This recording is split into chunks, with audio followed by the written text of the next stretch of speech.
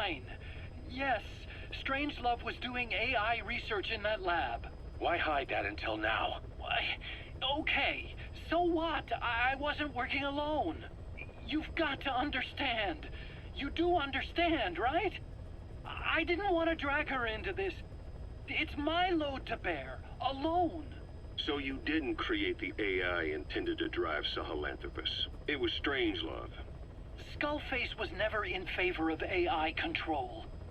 So naturally they argued. Strangelove, she got him angry and he killed her. How? You didn't see it? Approaching. So you found her inside that pod after the fact. And you just left her body to rot in there. Or perhaps you put her in there afterward. I asked him not to take her away from me. So she was killed by Skullface, but you asked nicely, and he put her body in the AI pod for you? That's right. Pathetic. You know, we have another idea. That you killed her. Me? I couldn't kill her. You killed her and locked her body in the pod. I wouldn't. Don't treat me like one of you. I can't just kill anyone whenever I feel like it. I'm a normal human being. Oh, I see. So you just shut her inside and waited for her to die.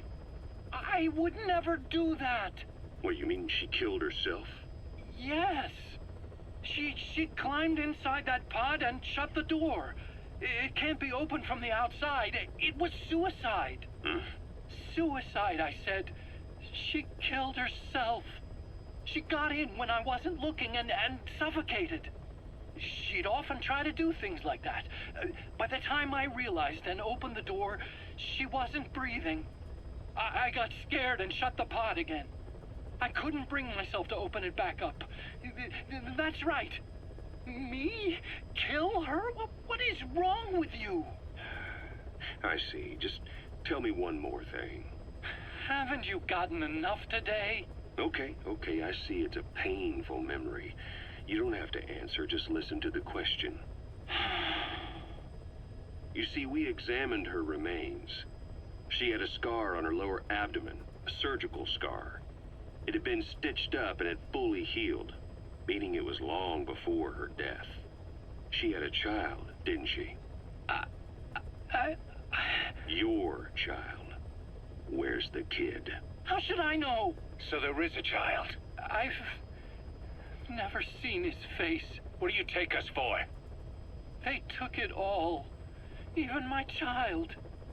I didn't even know he'd been born. I lost everything. How old would he be? It's 4 years since then. And you know it's a boy. Strangelove said so. And his name? We called him Hal, even though I never saw his face.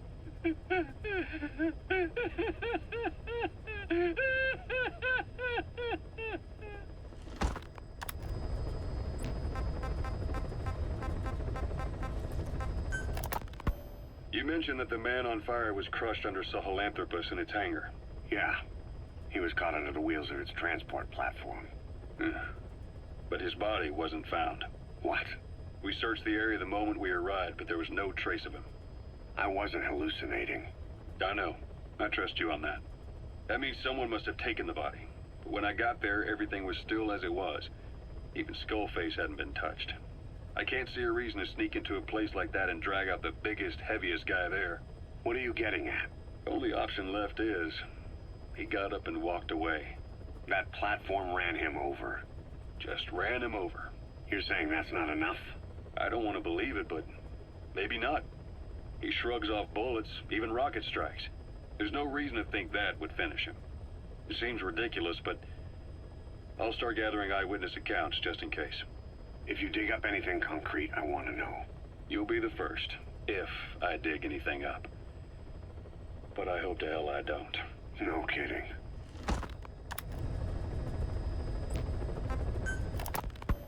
Volgin, The GRU colonel was burned alive with the Shagohod during Operation Snake Eater 20 years ago. Despite suffering severe burns to his entire body, he still clung to life. After you left Seleniarsk, Volgan's body was taken to a research institute in the outskirts of Moscow. But modern medicine couldn't explain why he was still alive. Not that the colonel was any ordinary man to begin with. That constant electric current he had running through his body that he could unleash at will. To be honest, I was always uncomfortable around him. Thought I might get electrocuted just by standing nearby.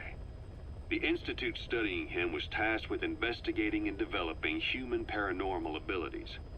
The comatose Volgan was used to further the Soviet Union's research into such abilities. But not long ago, the facility burned to the ground. And Volgan's body was never found among the rubble, even though the fire started in the room where they were keeping him. This occurred at around the same time you woke up. If Skullface was right, and a thirst for revenge can turn a man into a demon and keep the dead alive, and this man on fire who's been coming after us ever since you woke up, well, that just might be what's left of our old friend Volgan. It's not over yet. Back in '64, in Seleniarsk, you brought his plans for a utopia down in flames. That grudge is what's keeping him alive. The day the research facility holding Volgan burned down, a Soviet jumbo passenger jet happened to crash nearby, far away to the north of that hospital in Cyprus.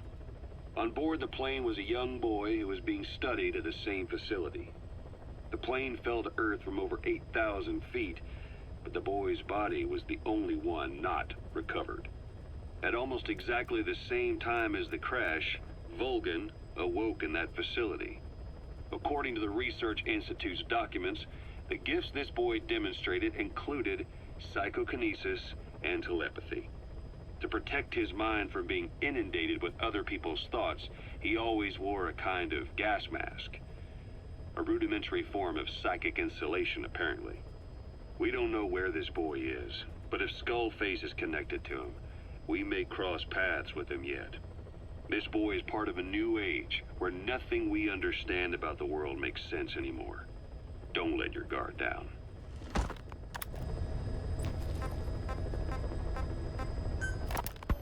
So what were they doing at Enzoya Badia, Baloo? That facility with all the people laid out in rows? The abandoned factory Shabani was held in.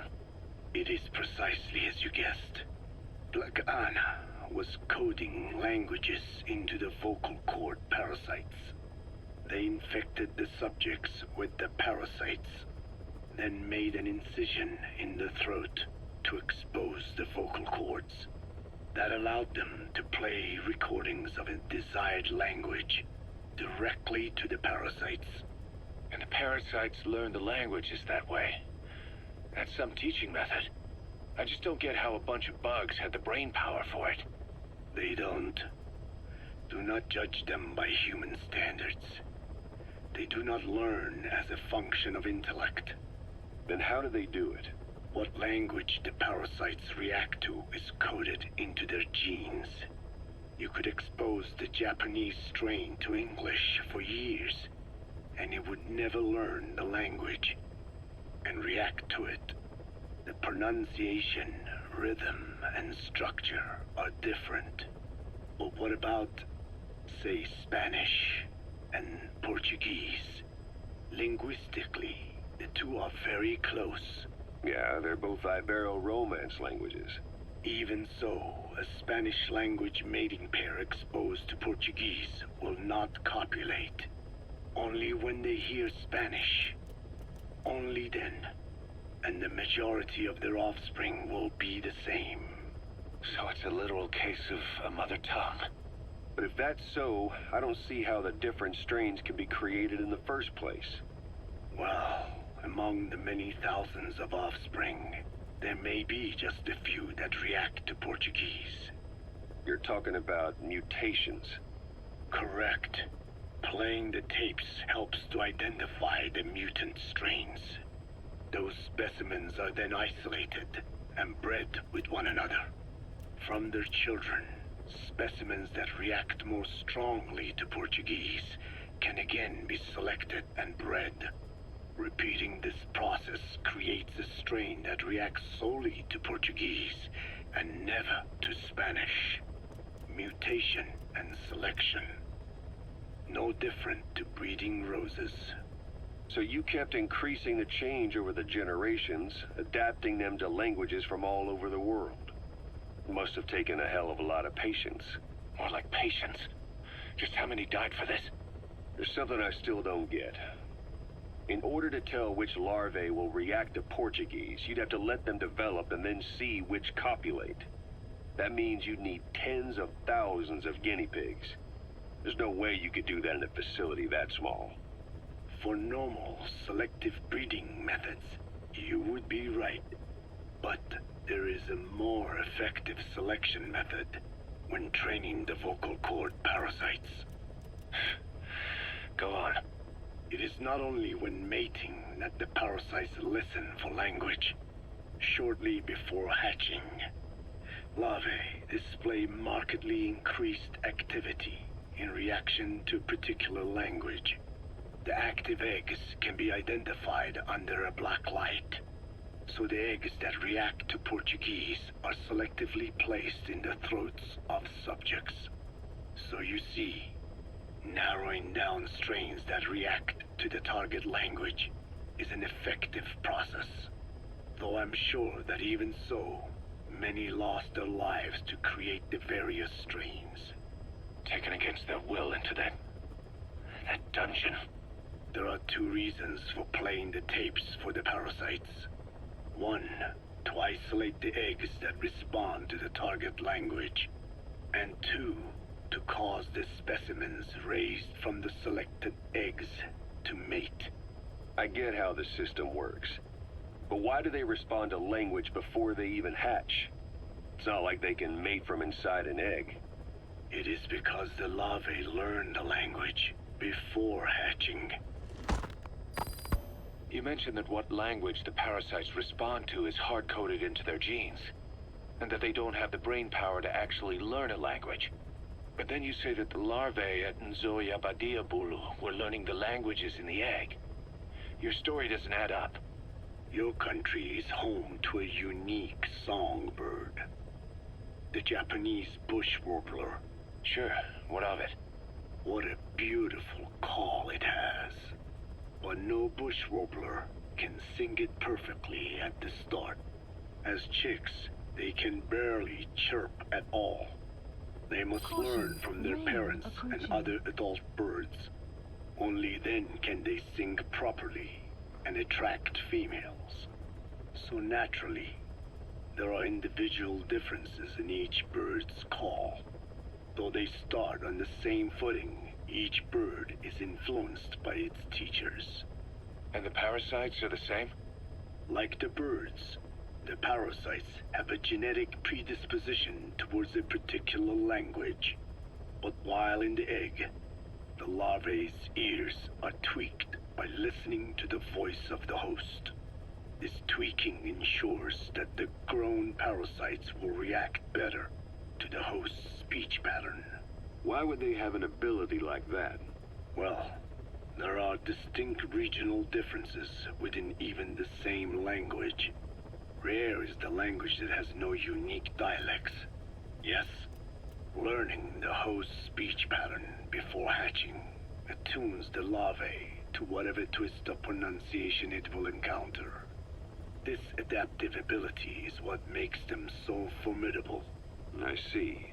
So a language requires selective breeding, but the parasites can learn dialects by themselves. Of course, having the egg-stage larvae listen to the tapes in the factory was not meant to teach them. It was more important to use that trait of theirs to identify the mutated strains. As I mentioned earlier. Is that really accurate enough to use as a weapon? You could wipe out a neighboring ethnic group by accident if their pronunciation is too close. What you say is true. In that sense, they are imperfect as ethnic cleansers. But for his purposes, they are good enough. His objective was not to exterminate, any one ethnic group, but to render the world's lingua franca, English, inert.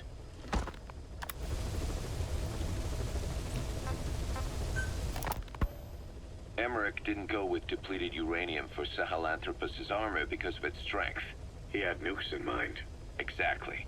It's meant to use its body as the fuel component for a nuclear weapon. Sahelanthropus uses built-in uranium enrichment archaea to melt its own body and extract uranium-235 from the depleted uranium in its armor. Those archaea perform the enrichment in an extremely short time. The concentration jumps by a factor of several hundred, from 0.2% to over 90%. The end result being highly enriched weapons-grade uranium. Sahelanthropus' body itself becomes a nuclear bomb. Emmerich says if it were to self-destruct, the nuclear yield would be somewhere in the region of 15 kilotons.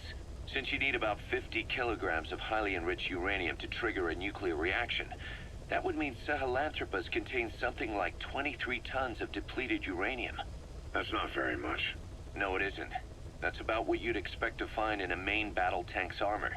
The point is, it can be transported anywhere, even use its conventional weaponry on the battlefield, and the international community will never suspect a thing.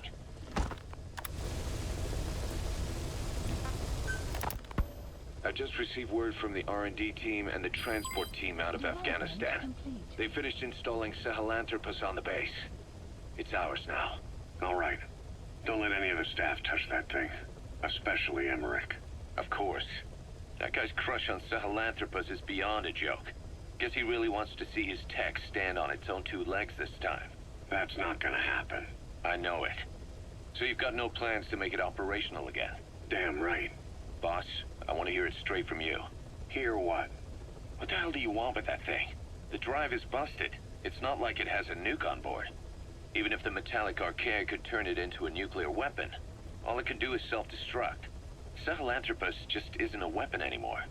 It'll draw unwanted attention without even being a deterrent. I know. The weapon's development strut sank 2 feet under that thing's wake. That's 1 year's drop in a single night. We've started on reinforcing the strut, but there's no guarantee it'll hold up if a storm hits. I know that too. Boss, why keep it? It's a mark. Us Diamond Dogs, we don't have a country to call home. That means we have no past, nothing to prove that we lived. Every one of us threw it all away when we came here. Sahelanthropus is a symbol to show that the likes of us brought at least one crisis to its end. A mark in history. So we can't just fade away. It's of no practical use to us. But we still need it. A symbol of what we've done. I'm glad I sounded you out on this. Snake, on behalf of all of us, I want to thank you. I don't need gratitude. I need security. Keep Emmerich away from that thing. Roger that.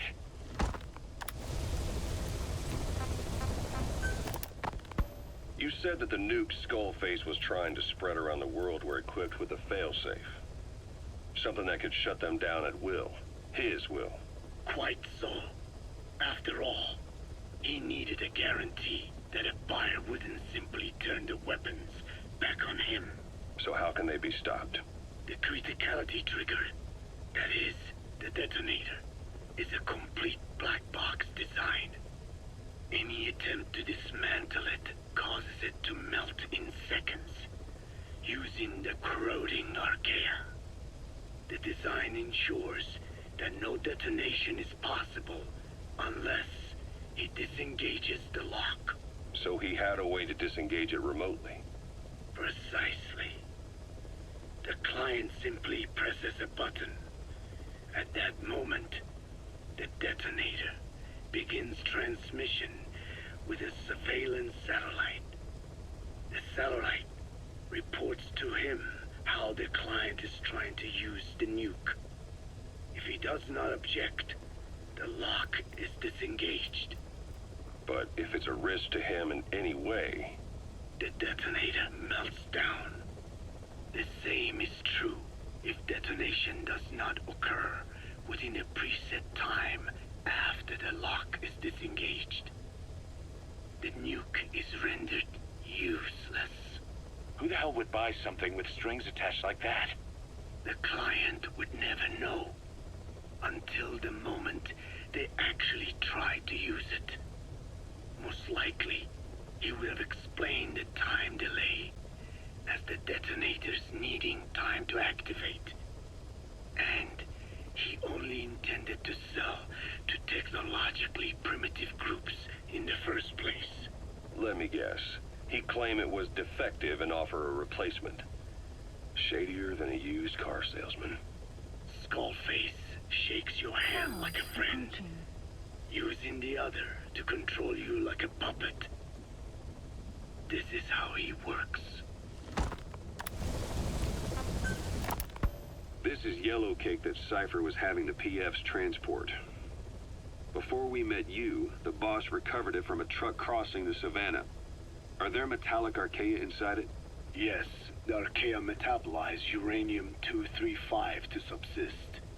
They must be stored inside yellow cake, or they cannot survive.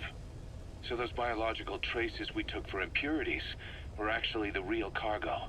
Of course, they are deactivated, so they do not trigger a sudden enrichment. They are like baker's yeast. Yet, they do gradually enrich the uranium as they feed. I imagine you detected weapons-grade traces.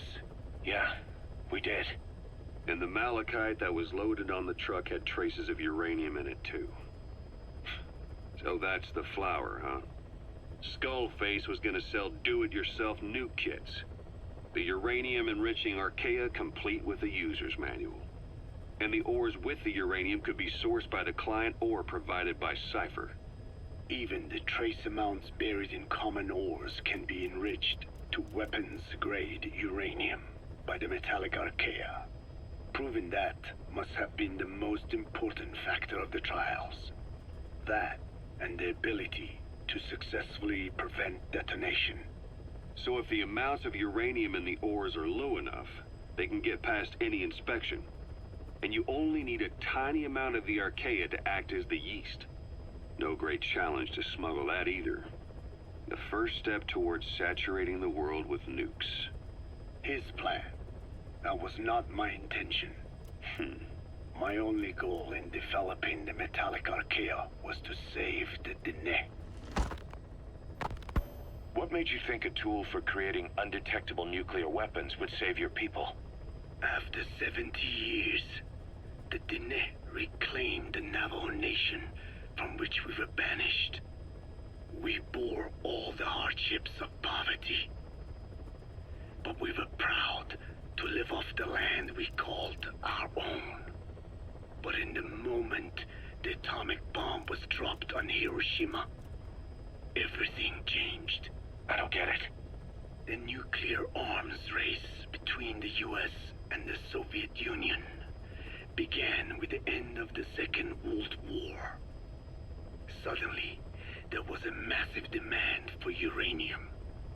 And it was our ill fortune that the ground beneath the Navajo Nation was rich with uranium ore. The Black Ana government set up mine after mine, and many of the Dene worked them, never informed of any danger. Every day, they went to work with no protection. The slag was simply piled out in the open. When rain fell, uranium traces left behind would seep out, and when the ground dried, it was blown about as dust. Land and water were contaminated, irradiated. Many of us became sick and died. That pain lives on to this day. I had no idea. Wanting more than anything to revive the land my forebears left to me, I was delighted upon discovering microbes that eat uranium. If they could be domesticated, I believed we could rid our land of uranium. Were you successful? No. The research called for funding on a colossal scale. But nobody was willing to invest with no prospect of a return. And that's when Skullface showed up. Correct. I can save you and your people. We share the same will. That is what he said to me. And I believe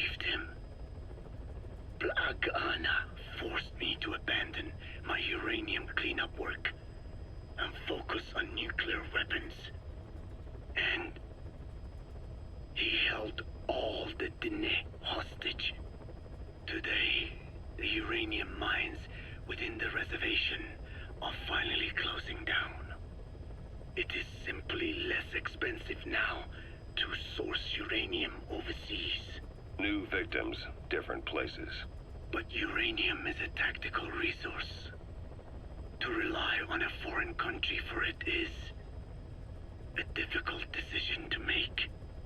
And he was in the perfect place to influence that decision. He could have condemned your people to the mines forever.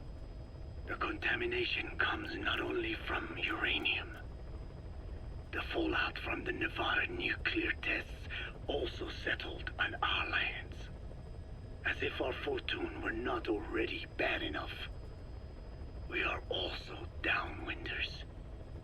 To save the Dine, I must complete my original research.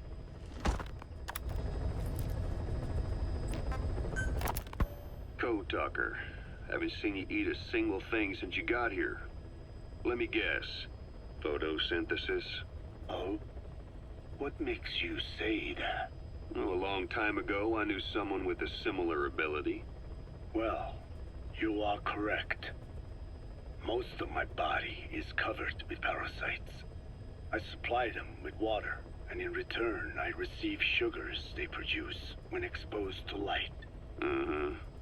It isn't just my skin either. The parasites also act as my eyes. They have replaced many of my internal organs as well. It is thanks to them that I live on after over a century. How did you obtain them anyway? Through your research? I would like to say as much, but there is more to it than that. Let me take you back 20 years. I had hit a dead end with my parasite research. Then I was approached by a foundation. They said they had a sample of an unusual strain of parasite. Which foundation? Apparently, they had links to ARPA. But that is all I learned. I was somewhat ignorant of the ways of the world. Just being able to study it was enough for me. Yeah, I've heard that before. Go on. Half in doubt, I visited them to discover the body of an old man. Well, to be precise, his partial remains.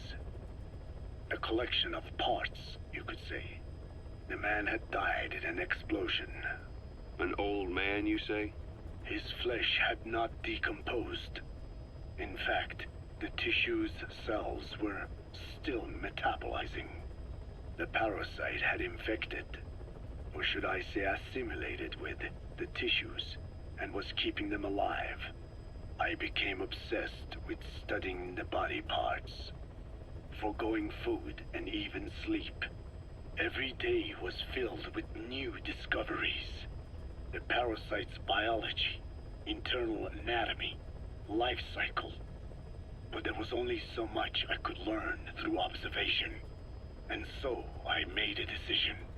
To truly know the parasites, I had to live with them. So, you implanted them inside you from the dead man's flesh? Correct. It was quite a gamble, whether or not they would adapt to me. But fortunately, it appears I was compatible with them. Or perhaps, through my many years of research, my immune system learned to tolerate them. Were they that body's only parasite? Yes. However, there was a separate specimen that supplied its host with adrenaline in response to pain, and yet another that could control insects at will through secreting heterogeneous pheromones. I wanted exposure to them, to take them into me, but my wishes were denied. Their records, though, provided clues that helped advance my research. Would you care to join me?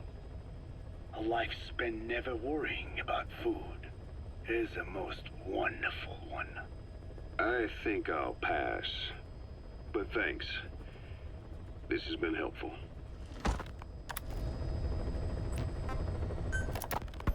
The one that covers.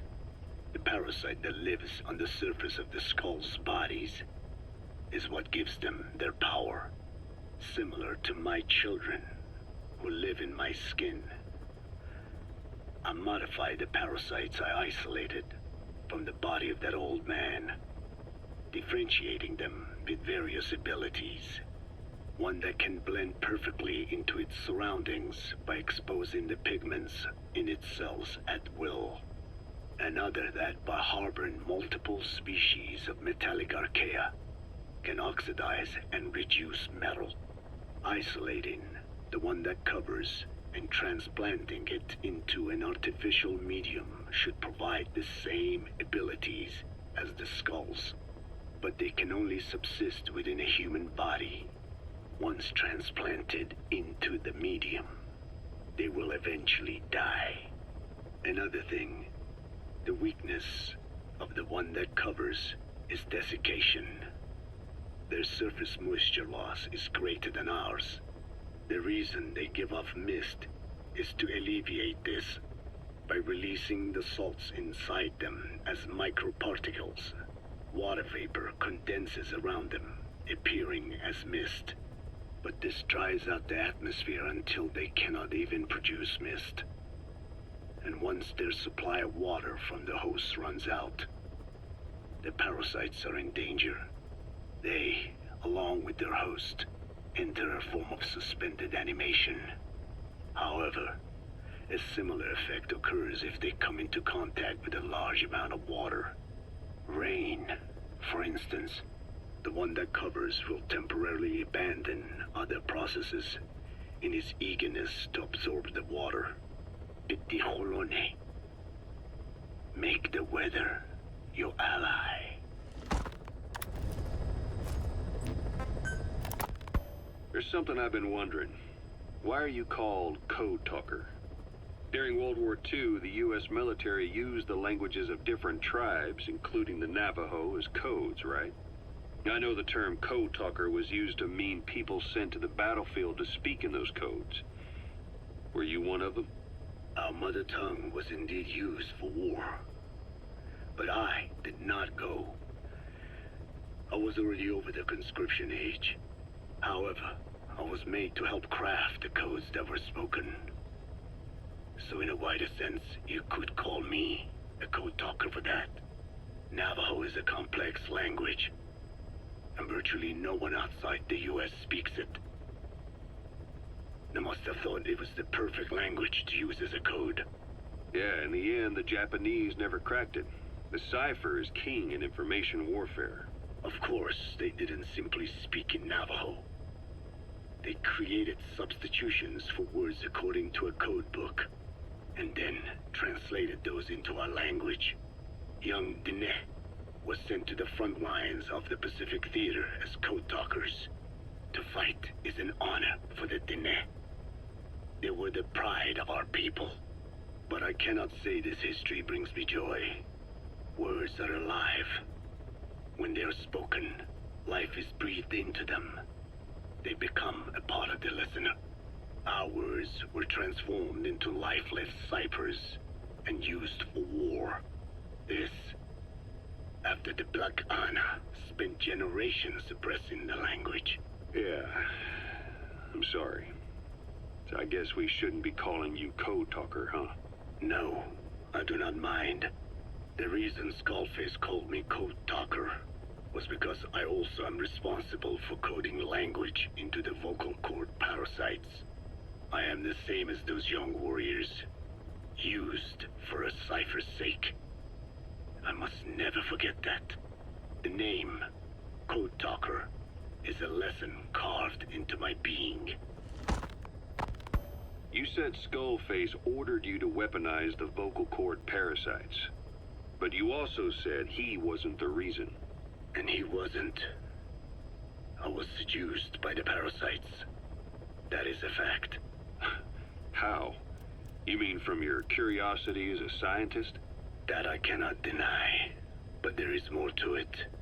The story goes back to the 19th century, to my earliest memory.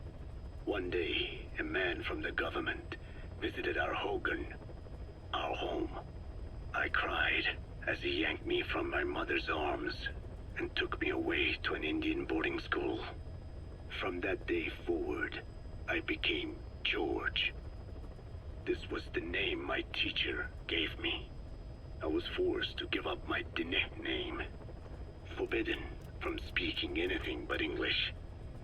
If we dared utter a word of filthy Navajo, the teacher made us eat a bar of soap.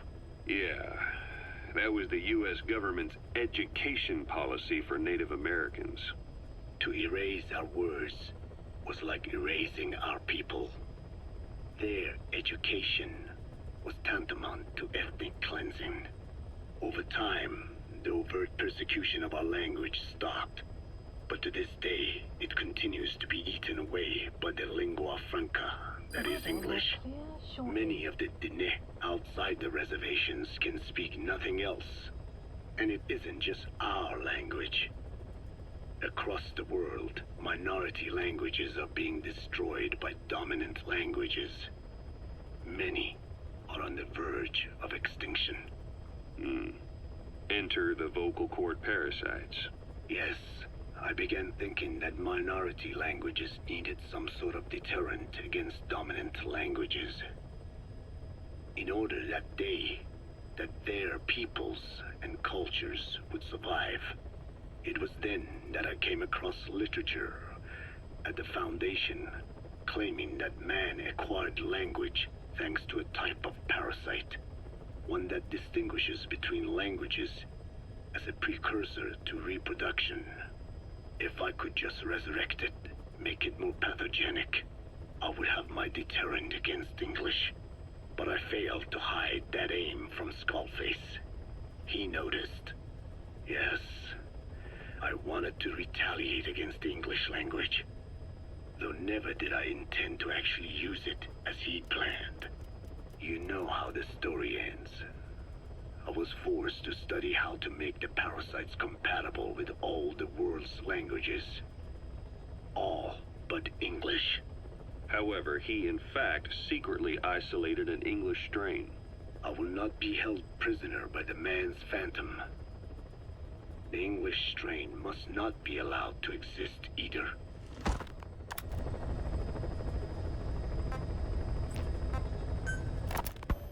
Skullface has finally burned out. The world is rid of his existence at last. Was he still alive? You could say that. But you could also say he'd been dead for decades. What's that supposed to mean? Biologically speaking, it's hard to say how much was his life. Side effects from the treatment? No, the primary effect. Keeping a dying host alive as long as possible. That is the whole point. But in the end, he grew too dependent on his children. As if he had any other way to keep on living. He first underwent parasite therapy before the Soviet Union became his home. His body was horribly burned. Fire washed across his thin young frame and stole his skin and his throat, even his lungs. Only through repeated therapies could the parasites keep him alive. Most of his life became something the parasites gave to him. And then he lost the ability to die. That is correct. The parasites live on past the host's death, still aiding cell composition. At that stage, there is no way to extract them from the host cells. There is no way of knowing when the last cell of Skullface's body would die. The only choice was to burn the whole thing. And his children, along with it. And I am one to talk.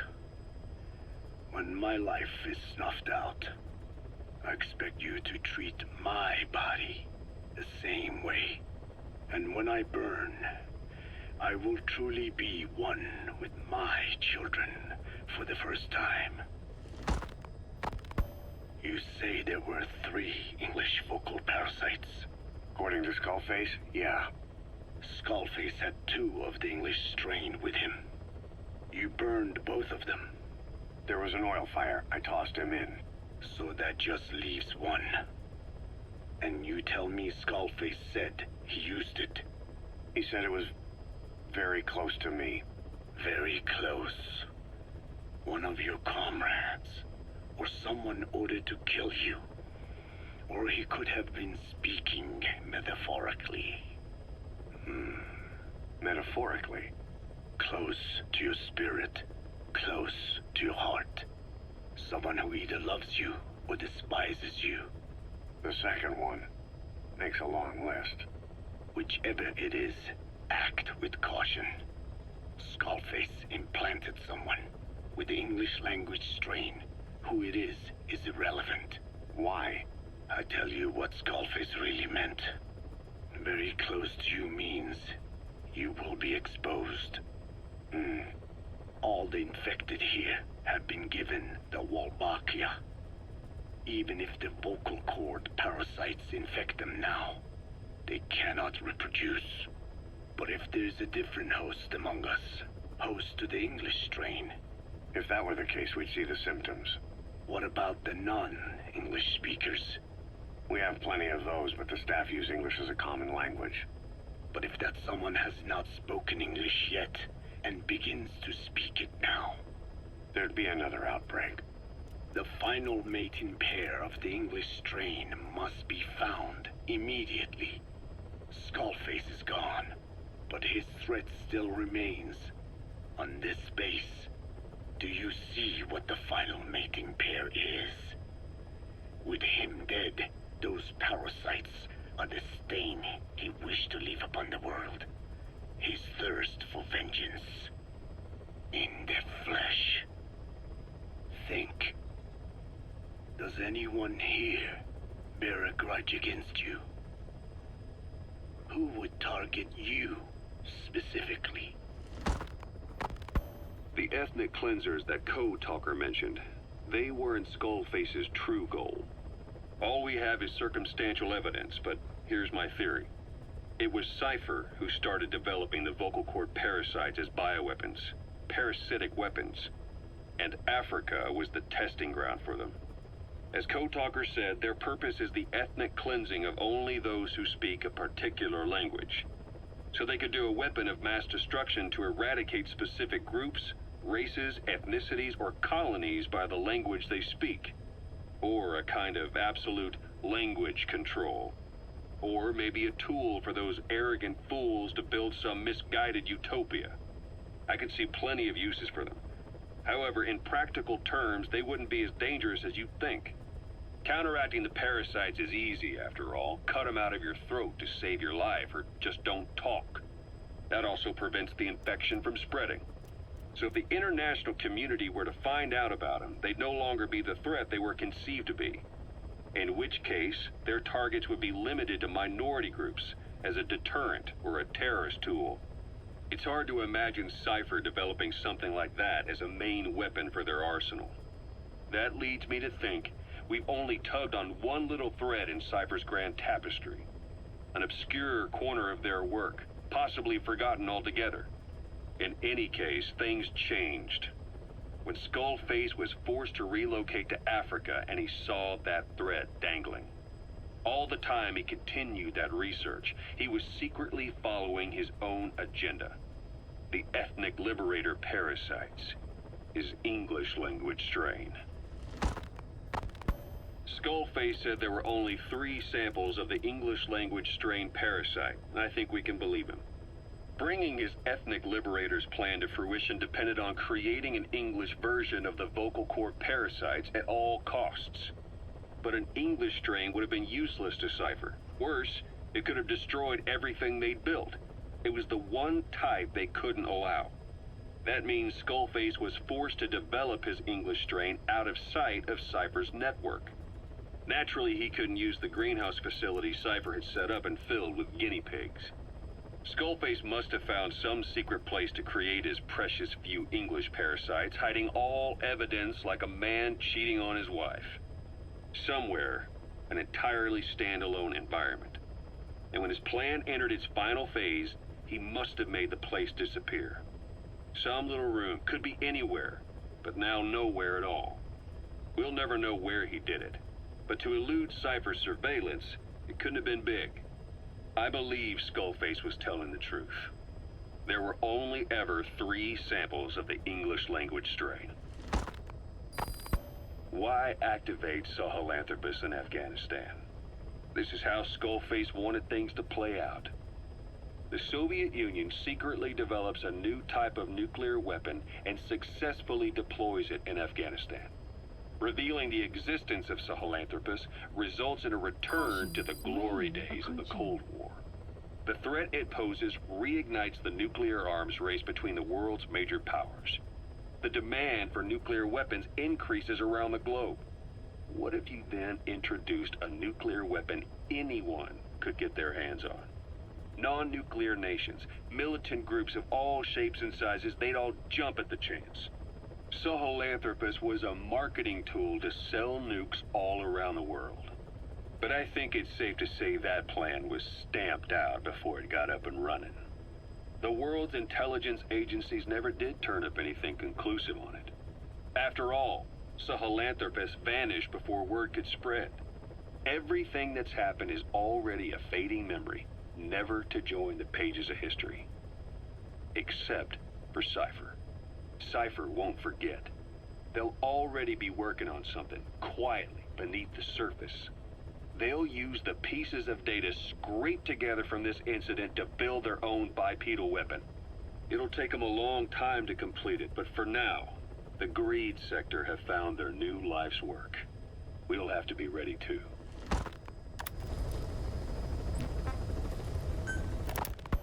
Hewitt's dug up some interesting facts about our skull-faced friend. 9 years ago, he was exiled to South Africa, stripped of political power. The upshot's that he ceased being a serious threat, in Cypher's eyes anyway. They eased up on surveillance, giving him an opening to establish his own military unit, one that answered to his will alone. Those men likely had no idea their orders were coming from Skullface. They probably didn't even know the organization was a part of Cypher at all. Anyway, it was in South Africa where he found renewed interest in parasites. And when he discovered the vocal cord parasites, he began to make his plan. Wipe the English language out of existence. Free the world, not by taking men's lives, but by taking their tongues. In his eyes, the greatest symbiotic parasite the world's ever known isn't microbial. It's linguistic. Words are what keeps civilization, our world, alive. There was something Skullface said. America is made up of many peoples, but those peoples never mix. Quite so. One nation, home to hundreds of different ethnic groups, many of whom stick to their respective living areas. Little colonies, not interacting with other groups, going out of their way to avoid one another, their land, organizations, relationships. Thus, the United States of America is no melting pot. It is more of a salad bowl. It is not made up from one people, but for its minorities to function in society. A common ground is needed. Language. Even if the country is not one. No, because it's not one, a lingua franca is necessary. English. American hegemonism was born from the illusion that English could unite diverse ethnicities. In taking in people from around the globe, America became a microcosm of it. Now the boundaries between it and the rest of the world have become blurred. However different our neighbors may be, English enables us to create symbiotic relationships with each other. If English can bring unacquainted neighbors together in America, this should hold true for the world. This salad bowl that is the world can also become one.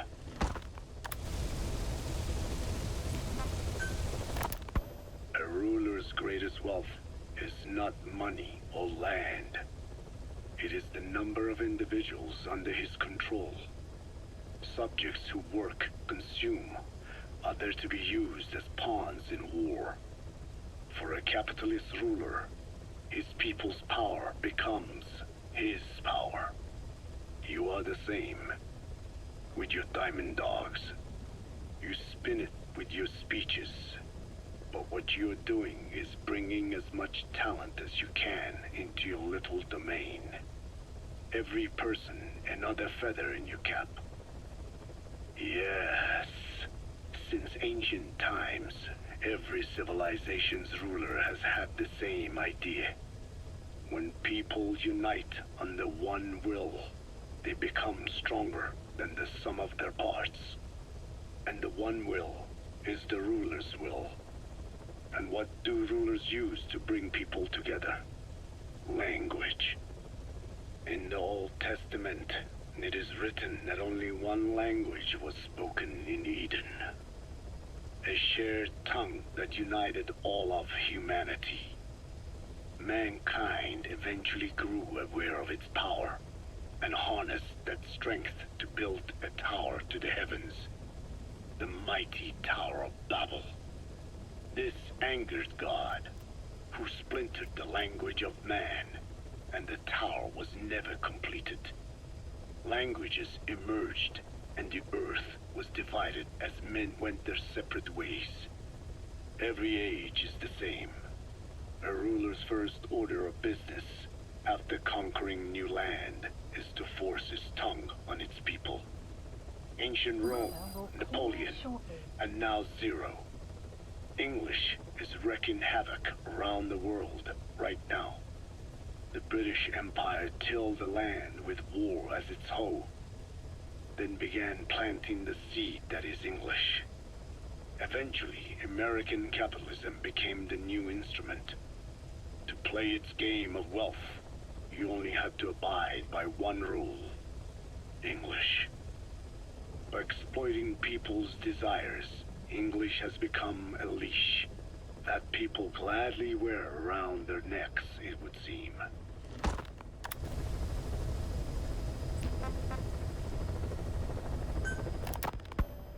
I have spoken enough. Your men can take it from here. Will you permit me to rest? Have something to eat? I thought you don't eat. I can subsist without food. But there is more to the act of eating than nourishment. We receive nature's blessings, and we affirm our part in it. And in doing so, we express our gratitude. Sorry, it's, hearing you say you don't need to eat and that you're part of nature in the same breath. Anyway, what can we get you? Not exactly a five-star restaurant, but the kitchen's used to serving a lot of different appetites. Hamburgers. Hamburgers? Even we Dinne have become Americanized. I eat them often back home. And you just can't let them go. Well, as far as symbols of the American Empire go, hamburgers are pretty good. The victory of capitalism. Your people suffered so much at the hands of America, and you ask for hamburgers. We have suffered more than you can know. But I do not see hamburgers as an accomplice. A single dish, providing a balanced helping of nature's blessings. Meat, grain, and vegetable. How could anyone hate such a magnificent thing? Says the guy who can survive on photosynthesis. Balance has nothing to do with it. You just like a good burger. That is also true. Be warned, though. I have very high standards. Don't worry. I do too. All right, then. One good old-fashioned all-American icon coming up. I look forward to it.